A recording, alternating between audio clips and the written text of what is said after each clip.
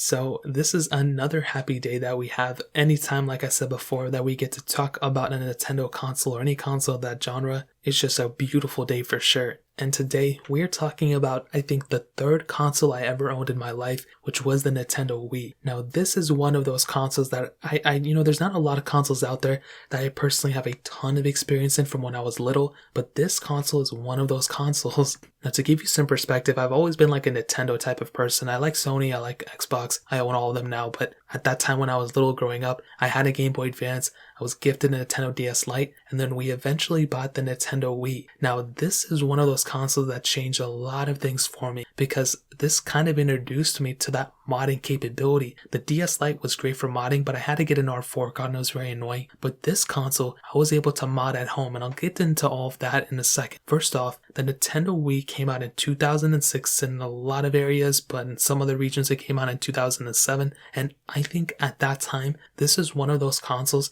that's just so iconic. When you think of like the 2000s, you just think of the Nintendo Wii, at least I do, probably because I talk about technology all the time. I don't really think about phones or anything like that. There weren't really a lot of phones at the time, but this is one of those devices that I think of all the time. This gaming console was just crazy for me. And when I looked at the Wiimote, I just remember vividly of like all those reports coming out that people were like cracking their TVs because they were throwing their Wiimotes at them, and it was just so crazy. But I think I'm just surprised Nintendo, got through with that. Like, I don't know what was going on there. But this console is a crazy console for sure. Now, there were two different models. There was a white model and a black model, but apparently some white models also didn't have backwards compatibility. So the original Nintendo Wii actually did have, full backwards compatibility for GameCube games. How crazy is that? That's literally so insane. Not only could you play all the games that the Wii had, but you can also play pretty much all the games that the GameCube had. And there was a little flap up top that actually allowed you to input, GameCube games, obviously through the disc slot,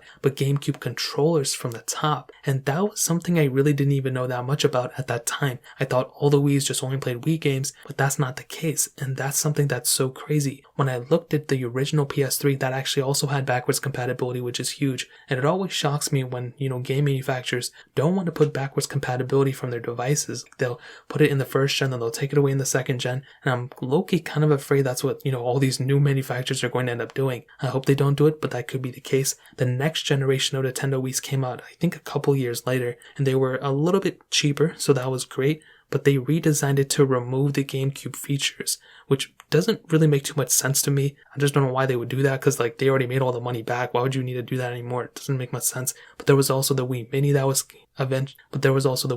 came out, which I've already reviewed and already talked about. Now, this console had the disc slot on the front, two buttons on the side of the disc slot. You have the SD card on the front as well that you can go and expand it. And on the back, you have the AV cable, power cord, and the Wii sensor bar input. So you can actually input the sensor bar on the back. And that was one of the strangest things. You had to have a wire running back from the TV. There may have been some wireless models as well.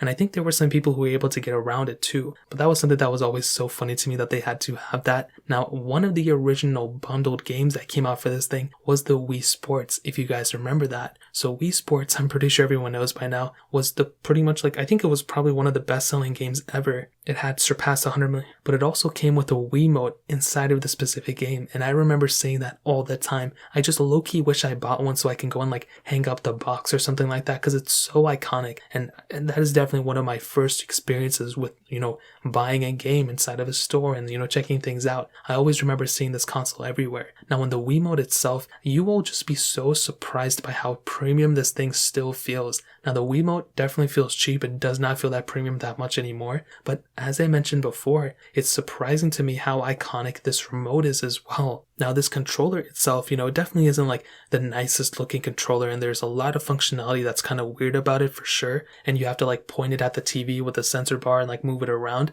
but I don't think it was that big of a deal, and I actually kind of grew to kind of love this controller, especially with the mods that I eventually put into it. And I think the A button and the B button on the back and all that stuff was really weird, but I kind of got used to it, and I really do wish it had more buttons on the front that were more evenly placed, but hey, I'll take it. I love this controller for sure. Now, when you boot up the Wii, I'm pretty sure everyone knows this I'm trying to think of other words besides iconic, but it was such, a powerful, screen. I don't know what type of words I'm looking for. And you had the Miiverse and, the Mii community, all that stuff, those little different things. You had the eShop or Wii Shop, whatever they called it. And you had all those different like tiles on the front that you can go ahead and kind of change up if you wanted to. And again, this was just another hugely important thing that this thing had going for it, was just a screen of it. And it's so funny because even with the Wii U and eventually with the Nintendo Switch, I still see a lot of similarities coming from the Wii. Like, it's so crazy. Like, you would think like, people would move on and stuff, but there are still a lot of similarities for sure. It obviously kind of stemmed to the DSi and 3DS XL and all those ones, but it's still pretty insane to me. Now, beyond that, the gaming library of this thing is still super insane to me. The Nintendo Wii, I think, has one of the craziest gaming libraries ever. And I think a lot of people would also agree. I don't think it's the best, I don't think it has the best games ever, but it's definitely a solid. I mean, you have all those Super Marios, you had some Call of Duties on this thing, which was really surprising to me. You had some Animal Crossings, you had Super Smash Brothers on this thing, you had a ton of different games on this thing, which is so crazy to me because this was a solid console and it was always looked at as kind of like a kid console, a console you give to your child. But it wasn't necessarily the case because it did come equipped with some of those titles that were kind of higher end. Things like, Call of Duty and those other type of first person shooter games that you wouldn't necessarily think. And one of the biggest assets for this thing was the Wiimote. You can kind of use as kind of like a gun kind of thing, which kind of made people kind of use it as like a, first person shooter kind of thing, which was really cool, at the time. So I think the games beyond this thing are just crazy. I loved playing New Super Mario Bros. On my DS Lite, and having New Super Mario Bros. For the Wii was insanely awesome.